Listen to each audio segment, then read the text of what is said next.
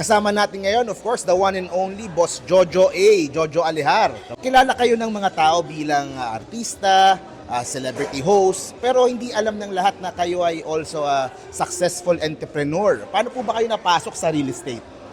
Actually, family namin has always been there.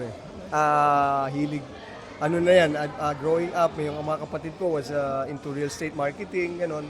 Tapos nung ako ay medyo nag-lay low from show business, nagtrabaho ako sa, yung isang boss ko na pinagtrabahuhan ko, before he became one of those mga politician, he was one of the premier siya na realtor and real estate pioneer, si Congressman Ed Chalcita, and I learned the ropes from him.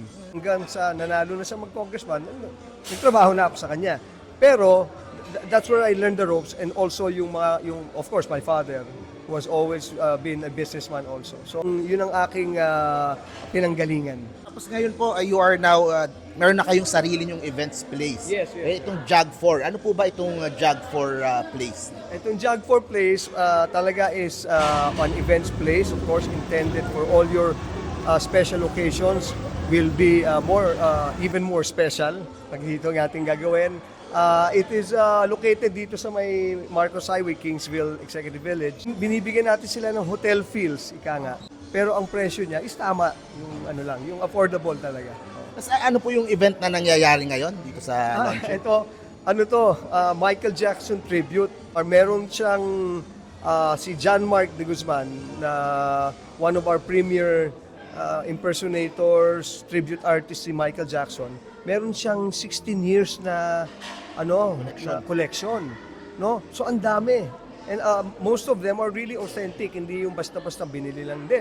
May mga signature, ganyan. So 16 years na bata pa lang siya, inaano niya na, ang dami. Gusto niya ring i-share sa mga tao, especially now, nagkaroon ng resurgence and parang rediscovery of Michael Jackson. This is the perfect time to share yung kanyang collection. So nagsabi namin, sige, ganoon tayo na exhibit. Parang ganon. So nandito ito ngayon yung first day. First day ngayon, kanina, the ribbon cutting was graced by your father, si Senator Coco din, Mayor June Henares, na sama rin si Konsehala Agnes, no? So it was well attended.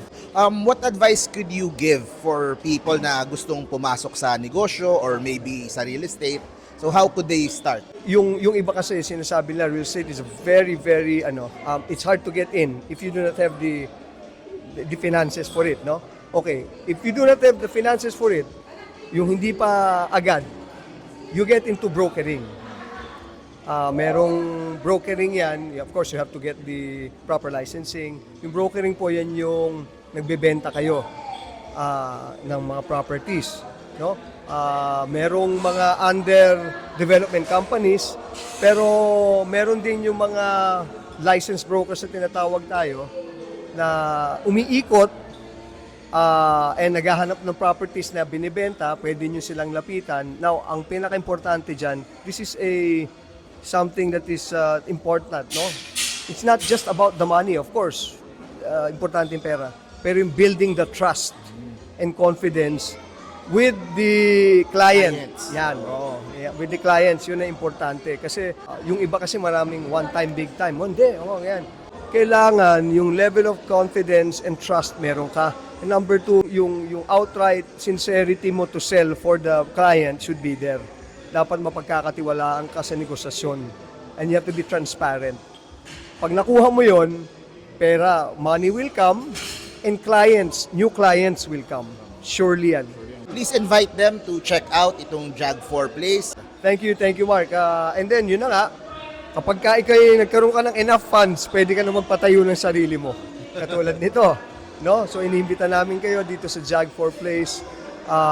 Sabi nga, this is where your special events, wonderful memories, and great stories will be even better and even more memorable when you do it at JAG4 place. Dito po yan sa 282 Kingsville, Marcos Highway, Antipolo City. Pero malapit lang, actually. Boundary lang. Boundary lang siya ng Pasig. Right, oo. LA to, Lower Antipolo to. Meron po tayong Facebook account. You can just go there and then inquire. Then everything is negotiable. We did this for everyone.